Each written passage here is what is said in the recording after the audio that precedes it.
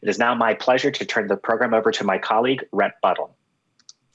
Well, hello, everyone, and welcome. My name is Rhett Buttle. I'm proud to be here today as a small business advocate and president of the Public-Private Strategies Institute. We have an amazing program for you today.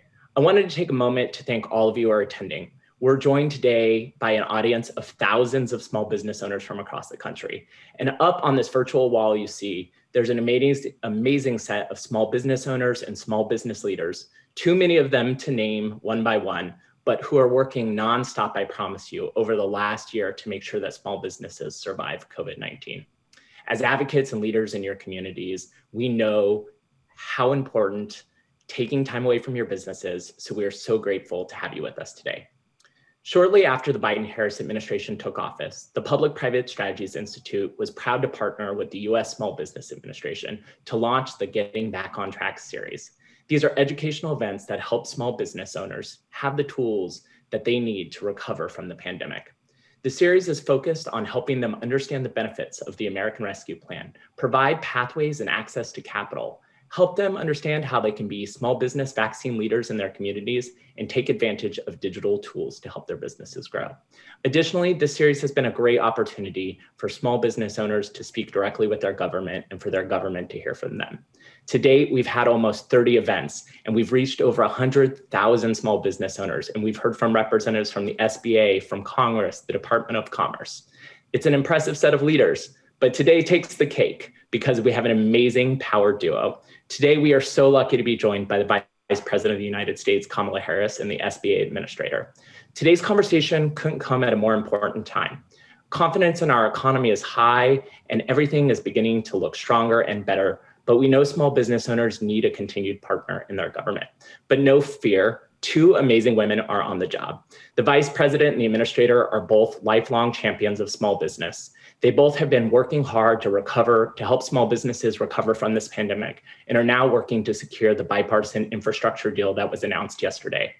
This bipartisan infrastructure deal will make a significant impact in improving the lives of small business owners, their workers, and your communities. With that, let's get this program started. It's now my honor and my privilege to turn the conversation over to our amazing SBA Administrator and a friend, Isabel Guzman. Administrator, over to you. Thank you, Rhett, for partnering with the SBA on the Getting Back on Track series and for all that you do for small businesses. Also for gathering this incredible group of entrepreneurs and small business advocates. I know today's discussion is going to be great.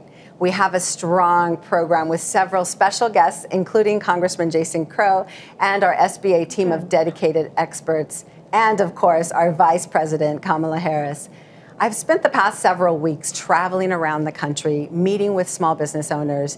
They've been reopening their doors and welcoming their customers back.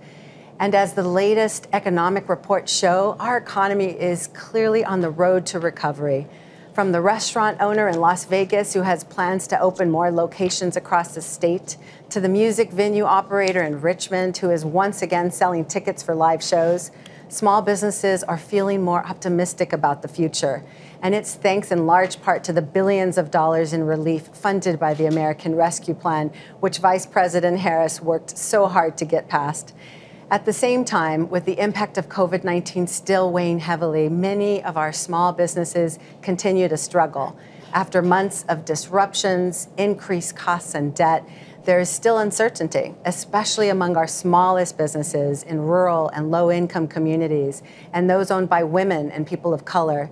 These entrepreneurs faced historic inequities and persistent barriers, which kept them from accessing early rounds of relief and other vital resources. That's why the Biden-Harris administration's focus on equity is so important. If our nation is going to recover fully, then we must give everyone with an idea or an entrepreneurial dream the tools and support they need to help build our reimagined economy. The SBA has scaled from a $40 billion portfolio to more than $1 trillion in relief, and we remain committed to delivering billions more swiftly and equitably. Today, you'll learn about our COVID economic injury disaster loan program, tax credits to help vaccinate your workforce, our PPP direct forgiveness portal for loans of $150,000 or less, and more. We are working to design and implement programs that are streamlined and accessible to meet our small businesses where they are. And the bipartisan infrastructure deal announced yesterday will be a game changer, providing unprecedented investments in infrastructure and enhancing our global competitiveness.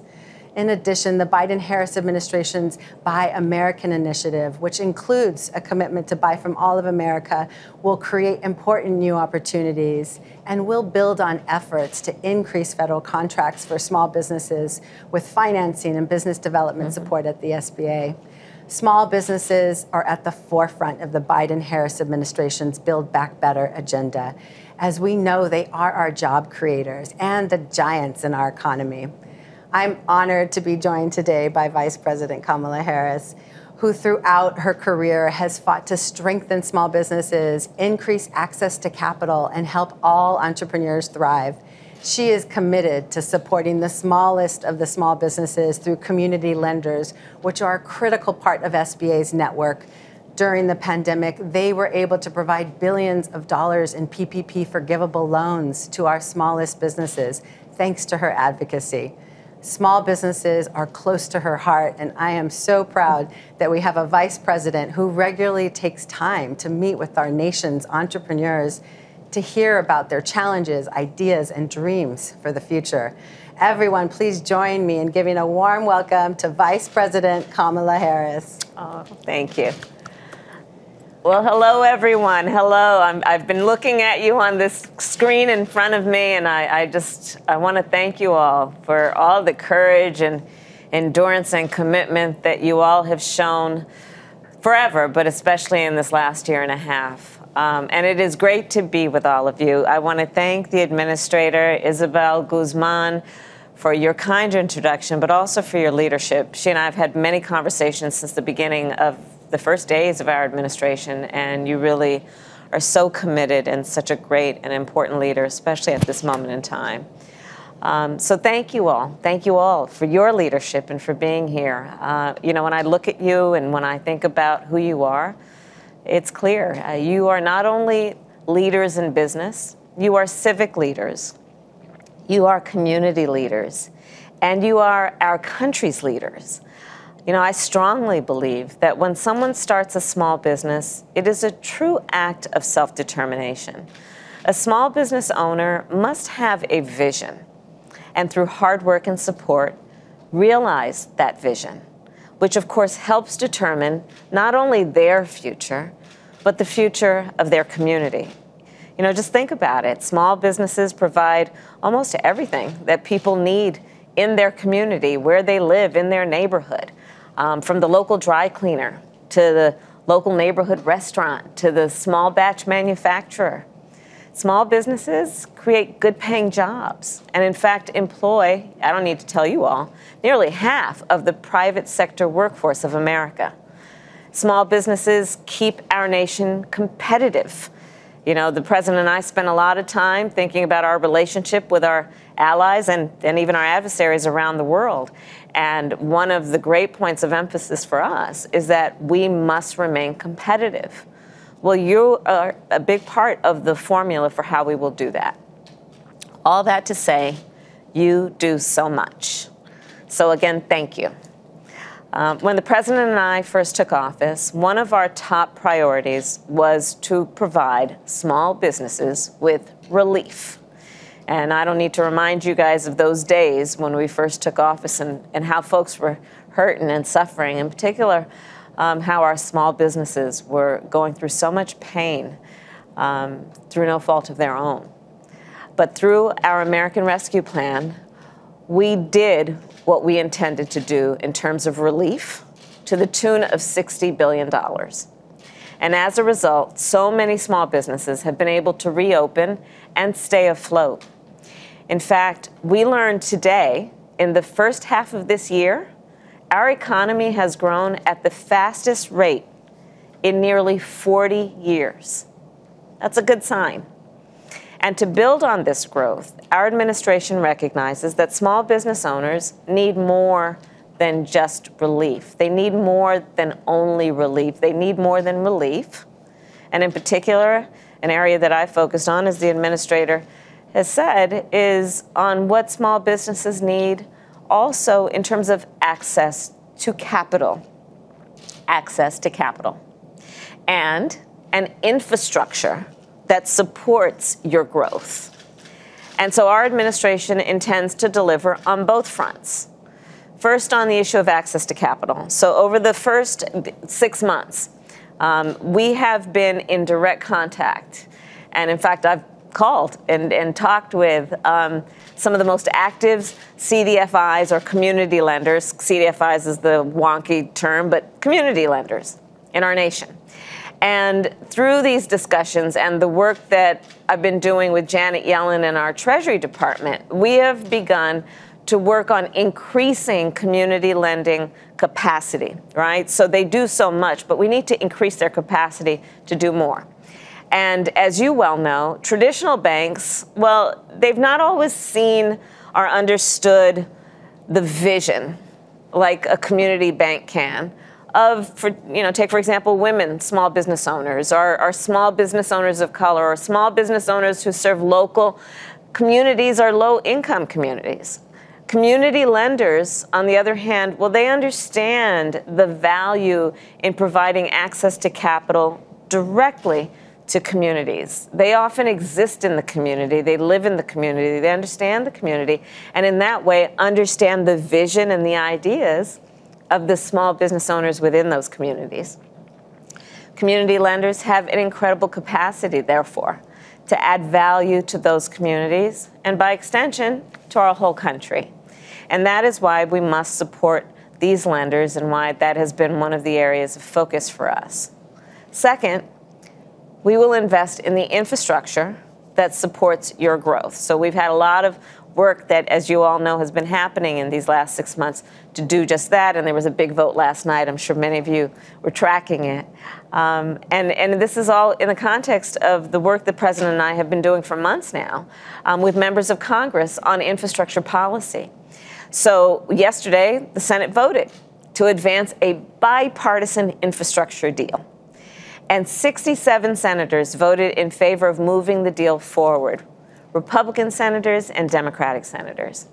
And the bipartisan infrastructure deal will improve the lives of people in our country and the strength of our small businesses. And I think I will speak for the President and myself to say it's a point of pride that it was a bipartisan deal, because I don't need to tell you all, small businesses, the contribution they make to communities and the challenges they face really don't have much to do with who they voted for in the last election or will in the next election. It has to do with what they need to do on the ground every day to actually be successful and add value to their communities. And why? I mean, if you think about the infrastructure piece of it and why the bipartisan work was important, well, infrastructure, it is more difficult to get your goods to market when our roads are crumbling. Infrastructure, why is that important? Well, it's more difficult for your customers to travel to your store when our transit, in particular, our public transit systems are failing. It is more difficult for small businesses to reach new customers when their internet connection is slow, or in many cases, and I know we have a lot of rural business leaders here, when that internet connection is slow or non-existent.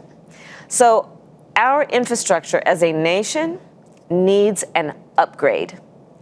And the bipartisan infrastructure deal, for that reason, is, we believe, historic, because it will make a once-in-a-generation investment in our nation's infrastructure, positioning our small businesses to compete in the 21st century. And I'll share with you a quick story about an incredible business leader among the many. I've been traveling around the country meeting with folks. And recently I met a business owner by the name of Megan Kaiser. And she runs an agricultural lab in Bowling Green, Missouri. And we had a long conversation. But her family's business is at the cutting edge of precision agriculture and green farming. And her clients, therefore, are from all over the world.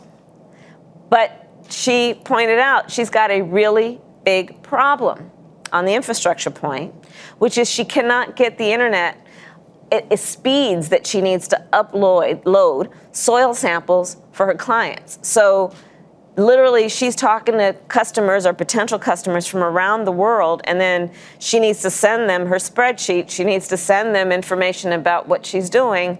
And because the infrastructure around the internet is so slow, she can't upload what she needs to send them immediately. So, what she said to me is, I want to be competitive. I feel that my business is a reflection of America's commitment to business and small business. And she basically let on that it's kind of embarrassing because she wants to be thought of because she is a world-class business. But if she doesn't have the infrastructure to support what she is doing, which is running a world-class business, then what's that going to mean to the bottom line? So our nation's infrastructure must support businesses like hers and support the growth of all small businesses. And with that, let me just end where I began, which is the point of self-determination. I think it's such an important point. All of you have vision and you have drive. A strong sense of purpose often comes from within, as we all know. But it requires support. Support from your family and your friends, support from your community, and you deserve to have the support from your government.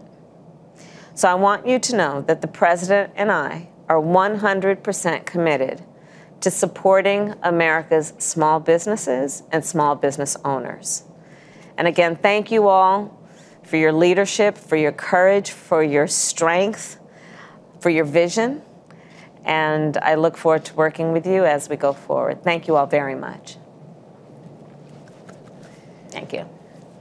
Well, that was amazing. Now you know what motivates me every day. I mean, this incredible incentive for helping our small businesses. And now it's my privilege to introduce two small business owners, Tiara Flynn and Walt Rowan. Tiara Flynn is an entrepreneur and an Air Force veteran from Las Vegas, Nevada. As president and CEO of Some New Marketing, a minority business enterprise originally launched by her father, it's a family business, Tiara helps fellow small business owners access the marketing tools they need to grow. She's won numerous awards for her efforts to partner with other minority business enterprises. And Some New Marketing received SBA assistance during the COVID pandemic through our PPP and EIDL programs. So welcome, Tiara. Please kick us off and share your question for the Vice President. Thank you so much, Administrator Guzman. As a two-time SBA award-winning family-owned firm, we really appreciate you being here and the support that we've gotten over the years. Madam Vice President, I can't thank you enough for being here with us small business owners today. You mentioned access to capital in your remarks, as well as the administrator, and you work with, our community lenders. For many of us, especially those in the underserved areas, access to capital is crucial. Even before the pandemic, Black women entrepreneurs received drastically lower venture funding support on average compared to our white counterparts.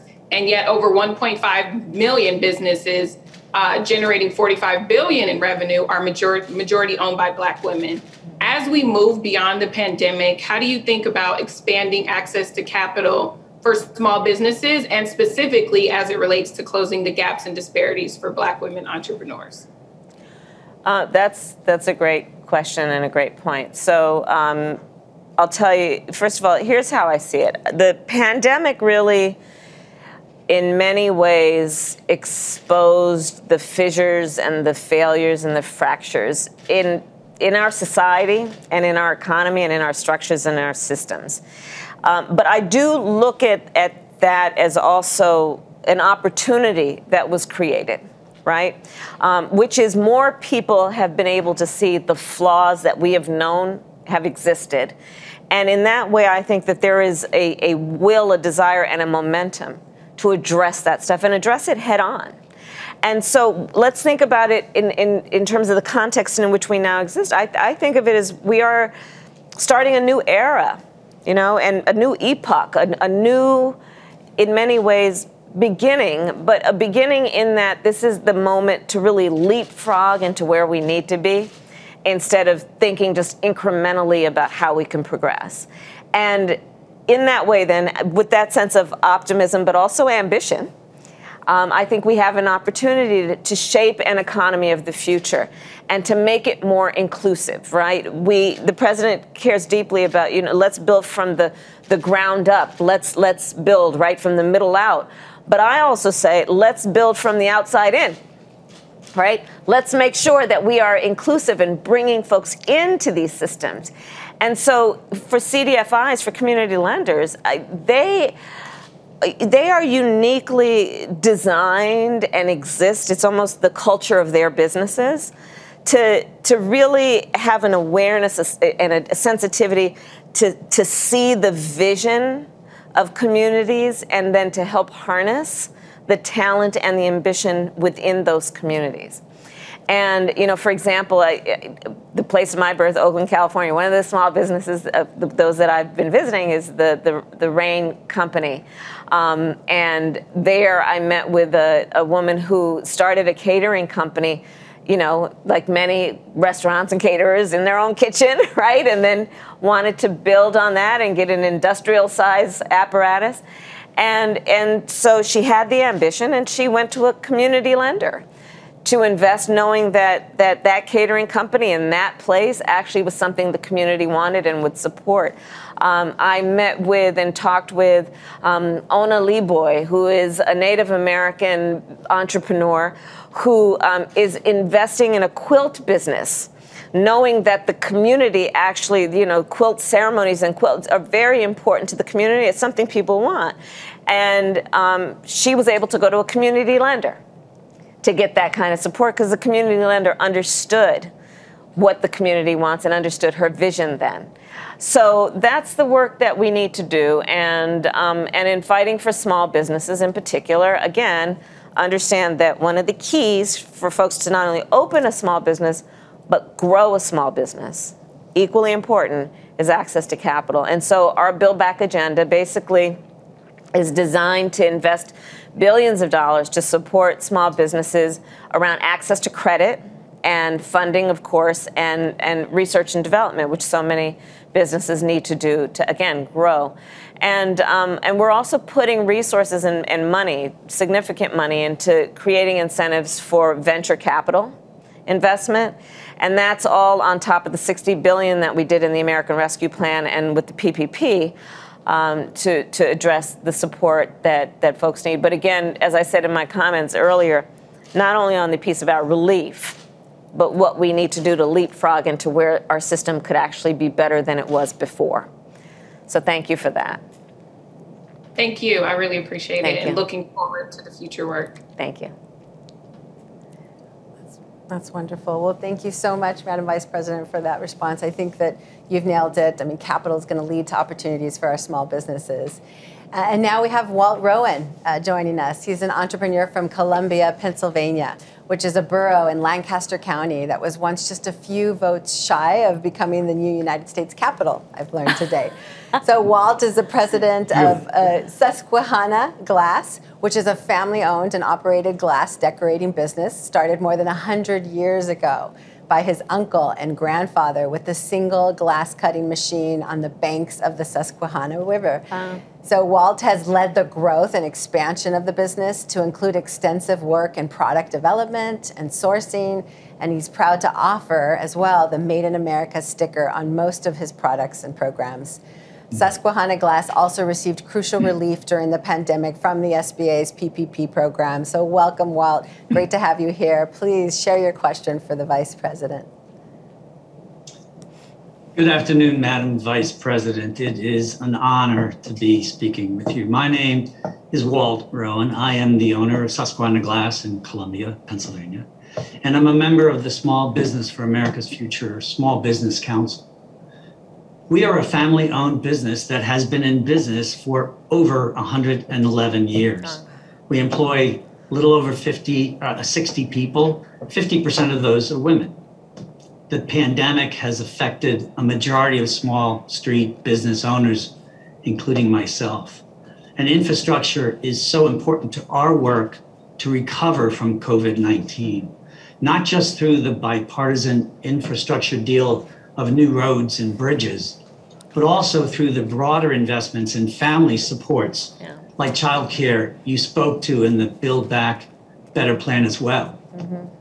My question is, small businesses are the heartbeat of our economy and our communities.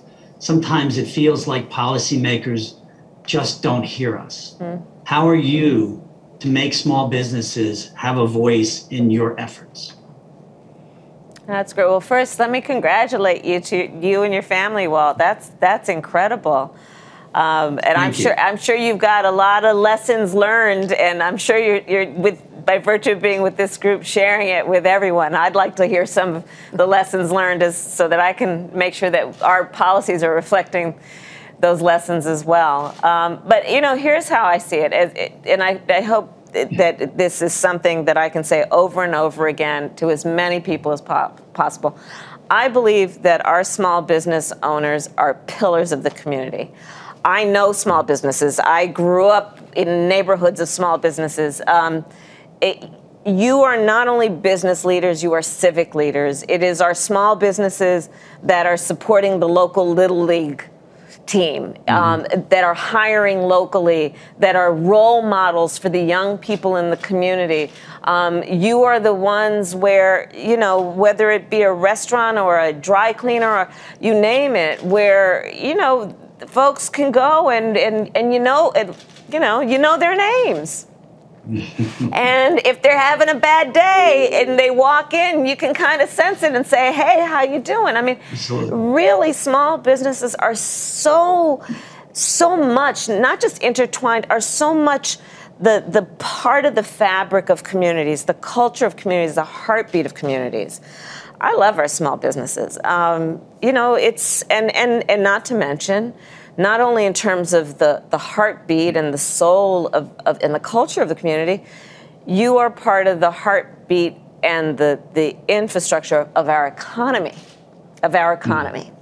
So for all of those reasons, we have to see, highlight, uplift the stories and the role of our small businesses. And, at its core also, I do feel very strongly that government should be in the business of encouraging and rewarding self-determination, right?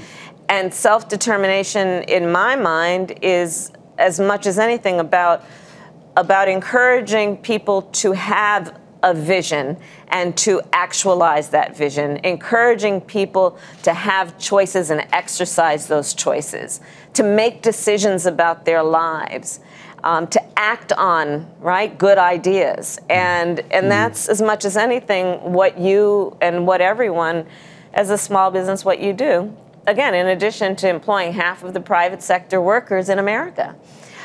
So we're making sure that small businesses have a voice. And in large part, that's about making sure that we are listening. And I'll tell you, the first event that I did when we came into the White House was with small business owners. My first visit, leaving this place and getting out there was with small businesses. In fact, I'll tell you, I don't know if she's on it, but one of the first small business I visited, a place called Fiberspace, just in Virginia, and it's a small business that it's basically for crochet and knitting and beautiful yarns and I'll use that business as an example of what I'm talking about. I visited there 6 months ago, so it was still while we were really feeling the effects of the pandemic. And her small business is a place that people could go. And she would talk about their craft, and she would talk about, then by extension, their dreams and their lives and their families, And so anyway, we will continue to advocate for you, for all of our small businesses. And of course, as I said earlier, there's $60 billion in the American Rescue Plan. Working with Secretary Yellen on CDFIs and doing also more to as the conversations I've been having with CEOs of the big corporations like JP Morgan and Bank of America, to talk with them as I've been about not only what they can and have the capacity to do around PPPs, but again, the piece that's about the private equity component of community lending. So thank you. And again, congratulations to your family for your success. Well, thank you very much, Madam Vice President. Thank you. And if you keep listening, we certainly have plenty of stories to tell. Yeah, that's Thank right. you again. Thank you. Well, let me add my thanks to you, Madam Vice President and SBA Administrator. This has been an amazing conversation. There's so much going on right now with the infrastructure deal. The fact that you took this 30 minutes to be with us means so much to our community. But we also want to let you get back to work to get that infrastructure bill passed. So we appreciate you being with us. Thank you so much on behalf of all of this amazing group of small business leaders from across the country. Thank you.